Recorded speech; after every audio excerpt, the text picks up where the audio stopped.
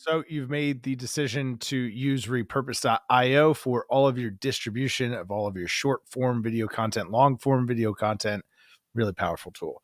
And you want to schedule multiple posts on a platform to go out inside of a single day. I'm going to show you exactly how to do that right here, right now.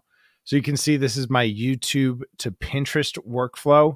Specifically, this is my Spanish speaking content. There's 12 pieces of content over here. That's the total column that you see. I'm going to switch on auto.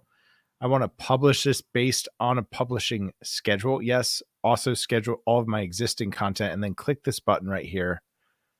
How you set multiple posts inside of a day is by clicking this little plus button right there. And that's going to allow you to pull multiple pieces of content. Now, if you only have 12 pieces of content, it's going to run through them very quickly and be showing those same videos multiple times throughout the day. Maybe that's the effect you're going for, or maybe you're pulling from a wider library, or maybe you don't actually need 5 posts a day. But that's how you schedule multiple posts per day with repurpose.io.